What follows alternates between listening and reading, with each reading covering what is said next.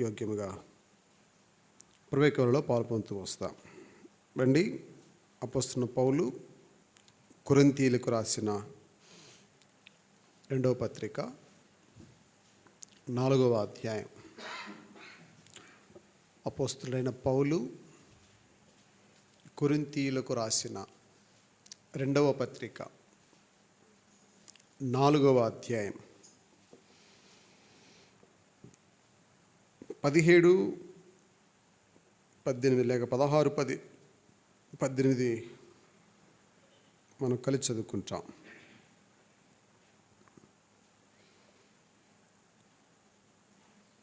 కొరింథీయులకు రాసిన 2వ పత్రిక 4వ అధ్యాయం 16, 17, 18 కలిసి చదువుకుంటాం. కావున మేము అధైర్యపడము, మా బాహ్య పురుషుడు క్షీణించును, ఆంతర్య పురుషుడు దినదినము నూతనపరచబడుచున్నాడు. మేము దృశ్యమైన వాటిని చూడక అదృశ్యమైన వాటి యందే నిదానించి చూచున్నాం. కనుక క్షణిక మాత్రముండు మా చులకని శ్రమ మా కొరకు అంతకంతకు ఎక్కువగా నిత్యమైన మహిమ భారమును కలుగు చేయుచున్నది. ఏలైనగా దృశ్యమైనవి అనిత్యములు, అదృశ్యములైనవి నిత్యములు. దృశ్యమైనవి అనిత్యములు, అదృశ్యమైనవి నిత్యములు. దేవుడు మన కొరకై లేఖన భాగమును దీవించునుగాక. సాయం కొరకై ప్రభు చూద్దాం. మోకరిని తల ఉంచండి, ప్రార్థన చేసుకుందాం. నన్ను ఎంతగానో ప్రేమించిన నా ప్రియ పరలోకపు తండ్రి, నీ ప్రియకుమార రక్షకుడు ప్రభువైన యేసుక్రీస్తు పరిశుద్ధమైన ఘనమైన శ్రేష్టమైన నామములో ఈ మధ్యాహ్న కాల సమయంలో ప్రభు దినంలో పరిస్థితుల్లో కూడా ఆరాధించడానికి నాకు కూడా అనుగ్రహించిన ఇక శ్రేష్ఠ పునాసాన్ని బట్టి నీకు స్తోత్రాలు. ఆరాధన కొరకై కీర్తన 56, 10 వచనం నా ముందు తీసుకుని వచ్చినకై నీకు స్తోత్రాలు. దేవుని బట్టి ఆయన వాక్యమును కీర్తించేదను, యెహోవాను బట్టి ఆయన వాక్యమును కీర్తించేదనని కీర్తనకారుడైన దావీదు ప్రభు తనకు కలిగిన భయమన్నింటిలో, తనకు కలిగిన శోధనన్నింటిలో ప్రభు వాక్యమును ఆధారము చేసుకున్న ద్వారా ప్రభు తనకు కలిగిన భయం నుండి విడిపిస్తూ వస్తూ వచ్చావు. ఆ వాక్యము ద్వారా తను బలపరుస్తూ వచ్చావు.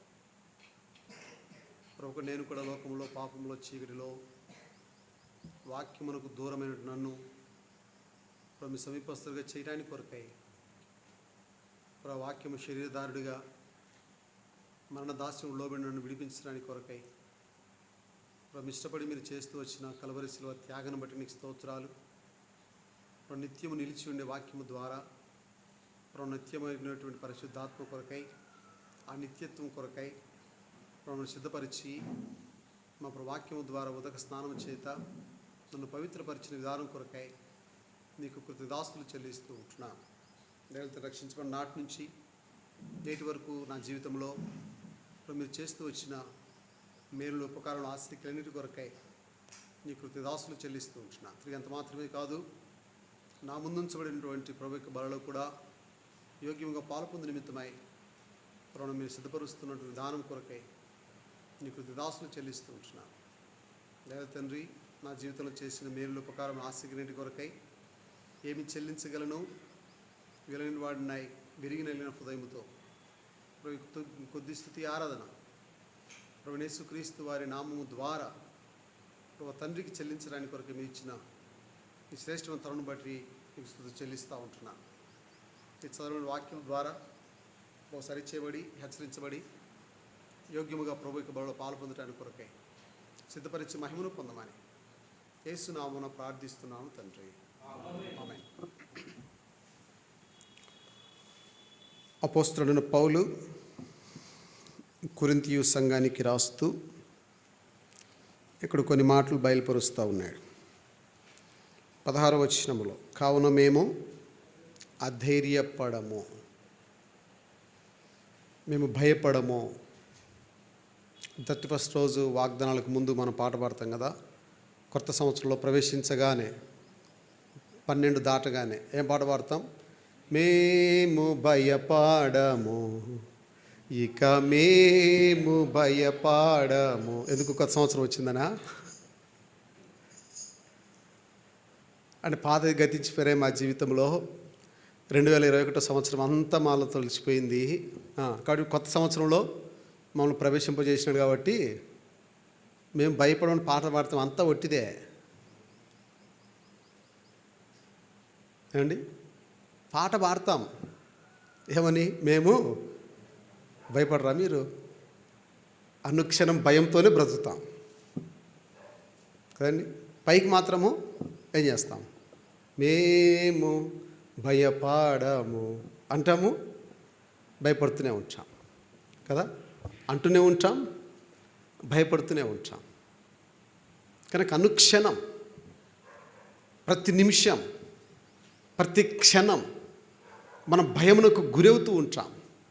భయం అనేది మనల్ని ఏం చేస్తుంటుంది? ఒక నీడవలే వెంటాడుతూ ఉంటుంది. అందుకే పరిశుద్ధ బైబిల్ గ్రంథంలో 365 సార్లు రాయబడింది ఏంటిది? భయపడద్దు. క్రొత్త నిబంధన పాత నిబంధన 2 కలిపితే 365 సార్లు ఏమని రాయబడింది? భయపడకుమో, భయపడకుమో, భయపడకుమో. అంటే ప్రతి దినము కూడా దేవుడు తన వాక్యము ద్వారా మనల్ని ఏం చేస్తున్నాడు? ధైర్యపరుస్తున్నాడు. అని ఇక్కడ పౌలు అంటాడు, మేము అధైర్యపడము. కారణం ఏంటి? ఎందుకు అధైర్యపడము అంటే ఇక్కడ అంటాడు, చదవండి. మా బాహ్య పురుషుడు కృషించుచున్నను. బాహ్య పురుషుడు, బాహ్యము అంటే కనపడేది. బాహ్య పురుషుడు అనగా ఈ శరీరం. ఈ దినం ఒక దినం ఏమవుతుంది? శరీరము కృషించిపోతుంది. ఈ శరీరం ఒక దినం నశించిపోతుంది. మన్నైనది వెనుకట వలనే మరలా భూమికి చేరును. ప్రసంగి 11:7 ప్రకారం మన్నైనది వెనుకట వలనే మరలా భూమికి చేరును. కృషించిపోతుంది. వయసు మీద పడే కొంది ఈ దేహము, ఈ శరీరము ఏమవుతుంది? దినదినము కృషించిపోతూ ఉంటుంది. ఎన్నో బలహీనతలు, ఎన్నో అనారోగ్యాలు, ఎన్నెన్నో రకరకాలైనటువంటి బలహీనతలు ఈ దేహముని, బాహ్య పురుషుని స్వాధీనం చేసుకొని ఏం చేస్తున్నాయి? మనం కృషింపజేస్తున్నాయి. మన కృంగుదలను తీసుకుని వస్తున్నాయి. మనకెన్నో బలహీనతలు, ఎన్నో దేహ సంబంధమైనటువంటి అనారోగ్యాలు. అందుకే కీర్తన 91లో దావీదు రాస్తూ అంటాడు, మహోన్నతుని చాటున నివసించువాడు, సర్వశక్తిని నీడను విశ్రమించువాడు. కీర్తన 91 అంతా చూస్తూ వస్తే మానవ దేహానికి సంబంధించినటువంటి కలగబోతున్న శ్రమలన్నింటినీ గూర్చి అక్కడ కీర్తనకారుడి దావీదు రాస్తూ అంటాడు. వేటగాని ఉరిలో నుండి ఆయనను విడిపిస్తాడు. నాశనకమైన తెగులు రాకుండా ఆయన నన్ను కాపాడుతాడు. అతను ప్రేమించుచున్నాడు గనుక నేను అతన్ని తప్పించేదను. అతని నామమును ఎరిగినవాడు గనుక నేను అతన్ని ఘనపరిచేదను. దీర్ఘాయువు చేత అతన్ని తృప్తిపరిచేదను. నా రక్షణ అతనికి చూపించేదను. ఇవన్నీ ఏంటి? ఈ భౌతికమైనటువంటి ఆశీర్వాదాలతో ప్రభువు నింపాలని ఇష్టపడుతూ ఉన్నాడు. అందుకే ఈ బాహ్య సంబంధమైనటువంటి ఈ యొక్క శరీరము దినదినం ఏమైపోతుంటుంది? కృషింపజేస్తూ ఉంటుంది. మరణంలోనికి తీసుకుని వెళ్తూ ఉంటుంది. మరణంలోకి సమీపింపజేస్తూ ఉంటుంది. అయితే ఇక్కడ పౌలు అంటాడు, మా బాహ్య పురుషుడు కృషించుచున్నను. లోపల ఏముందంట? ఆంతర్య పురుషుడు దినదినం ఏం చేస్తుందట? అది నూతన పరచుచున్నది. దేవా నీ కార్యములు నూతన పరచుము. సంవత్సరములు జరుగుతూ ఉంటుండగా నీ కార్యమును నూతన పరచుము. కనుక దినదినము ఆంతర్య పురుషుడు ఏం చేయబడాలా? నూతన పరచబడాలి. ఆంతర్య పురుషుడు, అంతరంగ పురుషుడు, అదే ఆత్మ. ఆత్మను ఏం చేయాలా? అనుదినము, అనుక్షణము నూతన పరిచేదిగా ఉంటూ రావాలి. ఎలా నూతనపరచాలి? ఏ విధంగా దాన్ని నూతనపరుస్తూ రావాలి? ఏ విధంగా ఈ యొక్క ఆత్మ నూతనత్వంలోనికి రాగలుగుతుంది? అందుకే పౌలు రాస్తా అంటాడు, ఎఫెసీయులకు రాసిన పత్రిక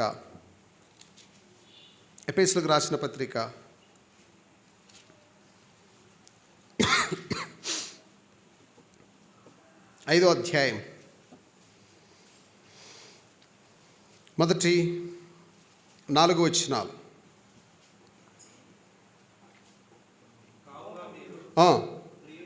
ప్రియులైన పిల్లల వలె దేవుని పోలి నడుచుకునడి.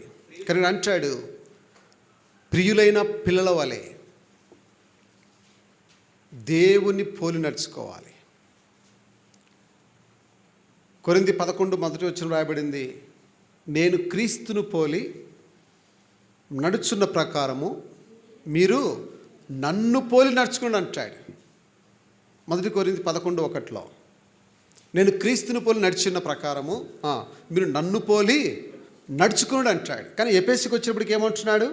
దేవుని పోలి నడవండి, దేవుని కొరకే నడవండి, దేవుని కొరకే జీవించండి. దేవుని కొరకే విధానములో, ఆత్మీయ అనుభవములో దినదినము నూతనపరచబడుచున్నటువంటి దేవునిలో మనం ఎదిగే వారంగా ఉండి రావాలని పౌలు జ్ఞాపకం చేస్తుంటున్నాడు. అందుకంటే దేవుని పోలి నడుచుకునుడి. క్రీస్తు మిమ్మును ప్రేమించి పరిమళ వాసనగా ఉండుటకు తన్ను తాను దేవునికి అర్పణముగాను బలిగాను అప్పగించుకొనెను. అలాగుననే మీరును ప్రేమ కలిగి నడుచుకోండి. ఎప్పుడు మనం నూతనపరచబడతాం? ఎప్పుడు నూతనగా చేయబడతాం? మన ఆంతర్య పురుషుడు దినదినము ఎప్పుడు నూతనపరచబడుతుంది అంటే మొదటిదిగా దేవుని పోలి నడుచుకోవాలి. రెండవదిగా క్రీస్తు యేసు యొక్క పరిమళ సువాసనగా ఉండడానికి ప్రయత్నం చేయాలి.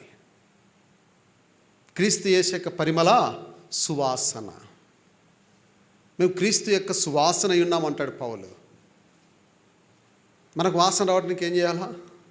సెంట్లు కొట్టుకోవాలా, పర్ఫ్యూమ్స్ వాడాలా కదా, కాస్ట్లీ పర్ఫ్యూమ్స్. ఎందుకు? మనలో ఉన్నటువంటి దుర్వాసన, దుర్గంధం బయటికి రాకుండా కొరకై వాటిని కవర్ చేసుకోవటానికి పర్ఫ్యూమ్స్ వాడతాం. రకరకాల రకరకాల స్ప్రేలు అవన్నీ మన దేహానికి వాడతాం. ఎందుకు?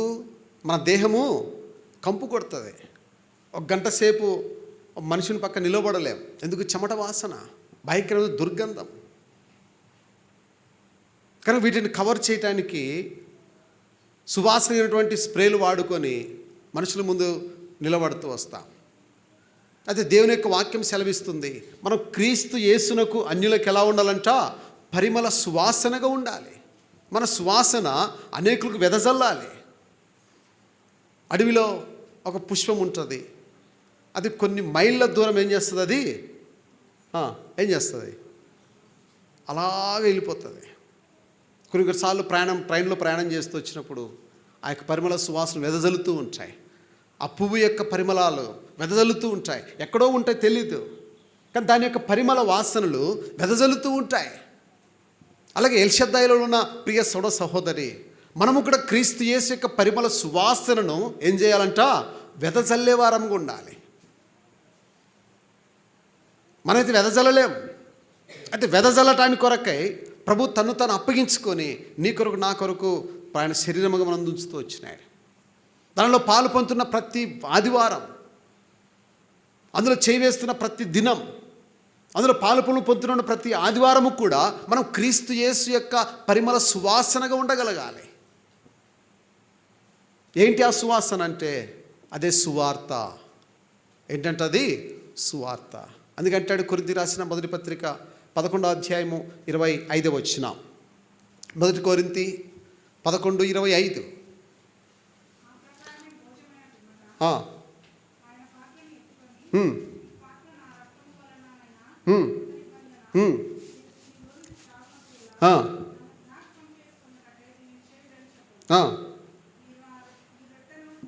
ఈ రొట్టెను తిని ఈ పాత్రలు త్రాగునప్పుడెల్లా ప్రభు వచ్చి వరకు ఏం చేయాలంట? ఆయన మరణమును ప్రచురించినటువంటి సువాసనల వారుగా ఉండాలి. ప్రభువైన యేసుక్రీస్తు వారి యొక్క మరణ పునరుద్ధానమును మనం ప్రచురించి వారముగా ఉండాలి. గత వారంలో ప్రభు బలిలో పాలు పొందాం. సోమవారం నుంచి శనివారం వరకు ఎంతమందికి వాక్యం చెప్పాం? ఎంతమందికి సువార్త చెప్పాం? ఎంతమంది సువార్తను ప్రకటించాం? క్రీస్తు యొక్క పరిమళ సువాసనగా ఉండగలిగాం? ఒకరికైనా సువార్త చెప్పింటామా? ఏం బ్రదర్స్, మిమ్మల్ని పరీక్షించుకోండి. మనం పరీక్షించుకుందాం. ప్రభువులో పాలు పొందిన మనము క్రీస్తు యొక్క పరిమళ సువాసనగా ఉండాలి. ఏంటి ఆ సువాసన అంటే? సువార్త అన్నటువంటి సువాసన. దాన్ని వెదజల్లవారంగా ఉండాలి. ఈ రొట్టెని తిని ఈ పాత్రం త్రాగినప్పుడల్లా ప్రభు వచ్చి వరకు ఆయన మరణమును ఏం చేయాలంట? ప్రచురపరచాలి. అదే పరిమళ వాసన, సువార్త వలనటువంటి పరిమళ వాసన అనేకులను ఆకర్షించేదిగా ఉంది. శిలువను గూర్చిన వార్త నశించున్న వారికి వెరితనముగా ఉన్నది, కానీ రక్షించబడుచున్న మనకు ఏమిందంట? దేవుని యొక్క శక్తి. ఎక్కడి నుంచి వచ్చింది ఆ శక్తి? శిలువ మరణము ద్వారా దేవుడు ఆ శక్తిని ఇస్తూ వచ్చాడు. అందుకంటాడు మనం పరిమళ వాసనగా ఉండాలంటే. రెండవదిగా, మూడవదిగా ఏం రాయబడుతుంది? ప్రేమ కలిగి నడుచుకోవాలి. మూడవది ఏంటిది? అంతరంగ పురుషుడు దినము నూతనపరచబడాలి అంటే మూడవదిగా ఏం చేయాలా? ప్రేమ కలిగి నడుచుకోవాలి. ప్రేమను గురించి చెప్పమంటే చాలా చక్కగా చెప్తాం. ప్రేమను గురించి వివరించమంటే చాలా చక్కగా వివరిస్తాం. ప్రేమను గురించి వర్ణించమంటే ఎంత చక్కగా వర్ణిస్తామో. కానీ ఇతరులకు ప్రేమ చూపించేటప్పటికీ, ఇతరులను ప్రేమించేటప్పుడు దగ్గరికి వచ్చేటప్పటికీ ఆ ప్రేమ ఏమవుతుంది? కొదువైపోతూ ఉంది. క్రీస్తు చూపించిన ప్రేమ మనం ఇతరులకు ఏం చేయాలా? చూపించే వారము ఉండాలి.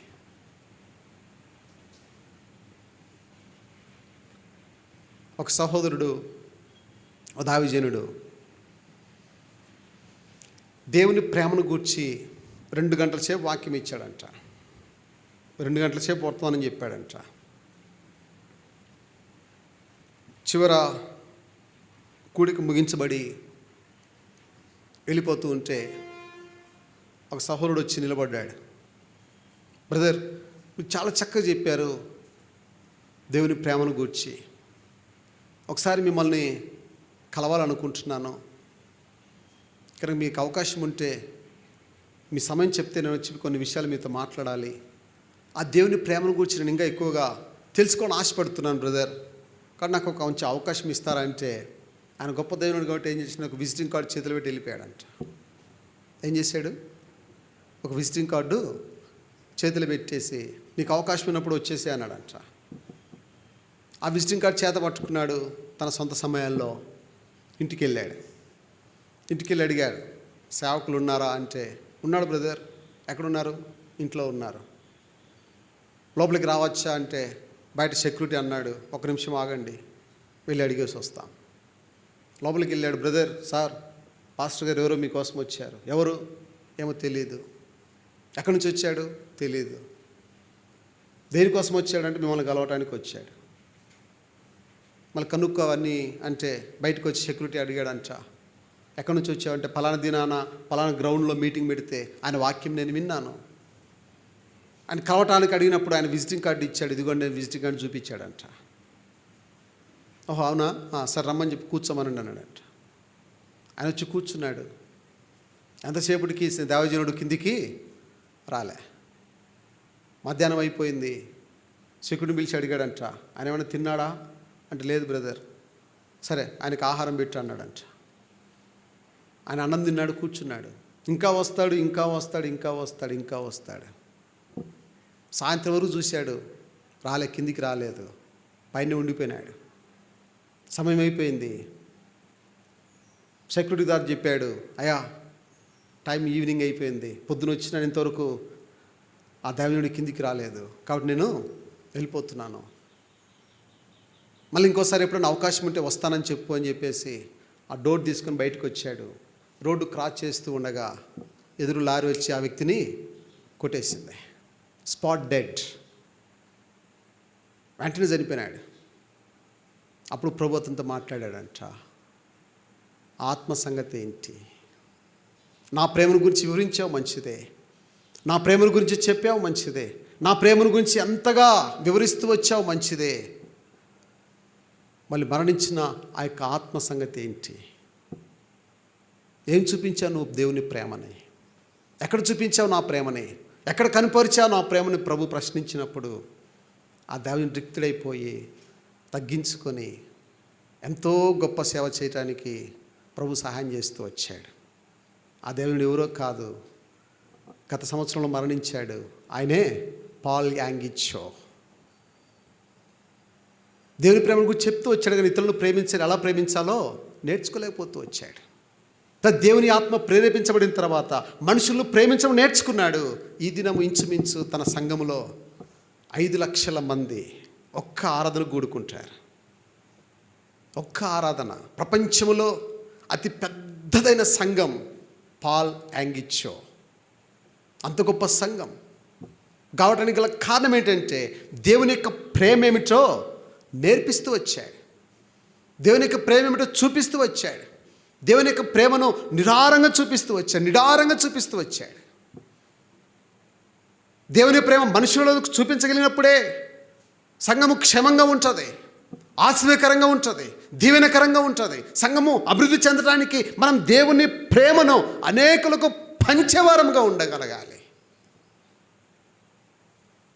ప్రపంచాన్ని తల్లకిందులు చేయని గొప్ప దైవజనుడు పాల్ యాంగిచో. ఈనాడు దక్షిణ కొరియా దేశం అంతా మార్పు చెంది ఆయన మందిరమే ఒక స్టేడియం లాగా ఉంటుంది. కాబట్టి మీరు నెట్లో కొట్టి చూడండి, యూట్యూబ్లో కొట్టండి. యూట్యూబ్లో కొడితే పాల్ యాంగిచో గారి చర్చ ఎంతో తెలుసా? పెద్ద స్టేడియం, ఆయన మధ్యలో ఉండి వాక్యం చెప్తాడు. ఇంచుమించు 5 లక్షల మంది ఒక్క సర్వీస్కి పాలు పొందుతూ వస్తారు. దక్షిణ కొరియానే మార్చగినటువంటి గొప్ప దైవజనుడు ఇక్కడ లేరా?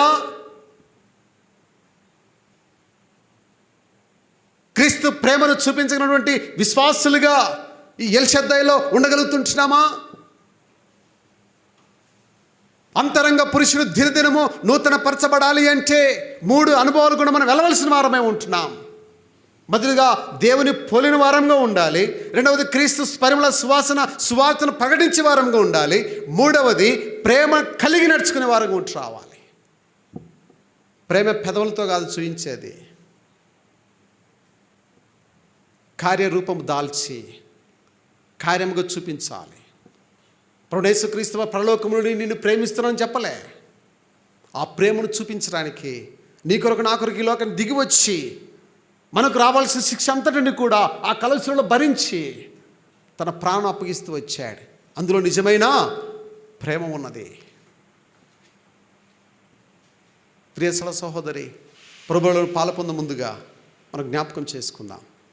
మూడవది, ప్రేమ కలిగి జీవించాలి. చూపిస్తున్నాం ప్రేమని? ఎంతకు చూపిస్తున్నాం దేవుని ప్రేమ?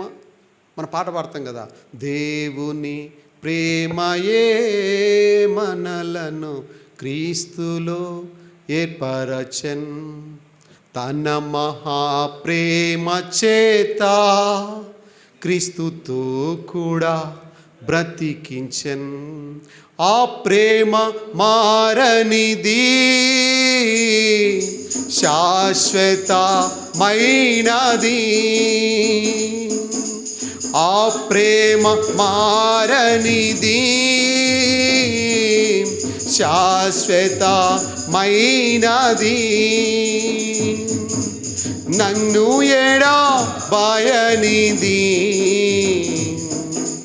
వాడబడనిది. మమ్ము ఎడబాయనిది, వాడబడనిది. కనుక దేవుని యొక్క ప్రేమ శాశ్వతమైన ప్రేమ, నిత్యం నిలిచి ఉండే ప్రేమ, అది వాడబారని ప్రేమ. కానీ మన ప్రేమ, మన ప్రేమ సంగతి ఏంటి? అందుకే అంటాడు కదా యోహాను రాసిన మొదటి పత్రిక ఈ మాట చూసుకొని మనం ప్రభువులో పాల్పొందు వస్తాం. యోహన్ రాసిన మొదటి పత్రిక 4వ అధ్యాయం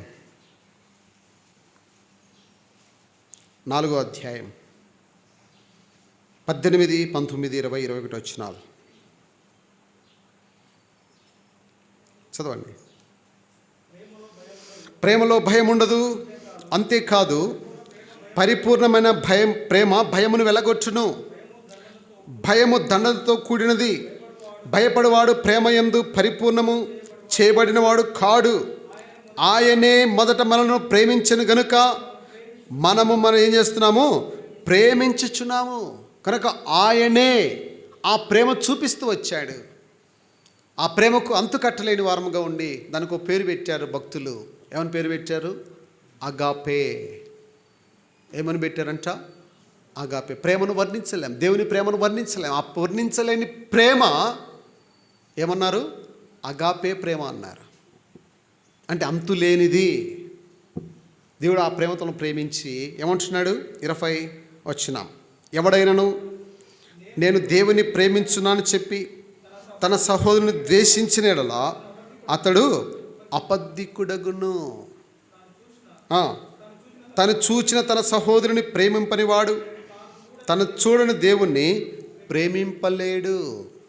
నీ ఎదుటి నుండి సహోదరుడు ప్రేమించలేకపోతే, ఎదుటి నుండి సహోదరుడు ప్రేమించలేని వాడవుగా ఉంటే, ఎదుటి నుండి సహోదరుడు ప్రేమించలేని వాడవుగా ఉంటే దూరముగా నుండి దేవుణ్ణి నువ్వు ప్రేమించలేవు.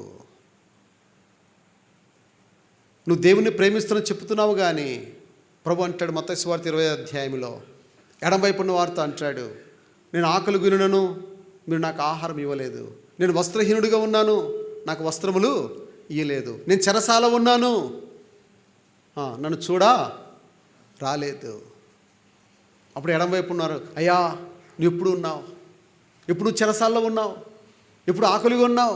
ఎప్పుడు వస్త్రహీనుడిగా ఉన్నావు అంటే అక్కడ అంటాడు, ఈ నా సహోదరులలో మీరు ఒక్కడికి చేయలేదు గనక నాకును చేయలేదంటాడు. కుడివైపున వారితో అంటాడు, ఆకలి ఉన్నప్పుడు ఆహారం పెడితిరి, నేను చల్లని వస్త్రహీనుడిగా ఉన్నప్పుడు వస్త్రహీనం ఇస్తూ వచ్చారు. చెరసాల్లో ఉన్నప్పుడు నన్ను చూడటానికి వచ్చారు. ప్రభువా ఎప్పుడు వచ్చాం ప్రభువా?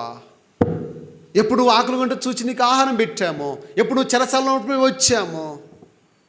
అప్పుడు అంటాడు, ఈ నా సహోదరులు మీరు ఒకరికి చేసి ఉన్నారు కనుక నాకును చేసినట్టే. పరీక్షించుకుందాం, సరిచేయబడదాం. అంతరంగ పురుషుడు దినదినము నూతన పరిచయబడిన అనుభవాలు 3. మొదటిది దేవుని పోలి నడుచుకోవాలి. రెండవది క్రీస్తు యేసు పరిమళ సువార్తను వెదజల్లి వారంగా ఉండాలి. మూడవదిగా ప్రేమ కలిగి జీవించే వారంగా ఉండాలి.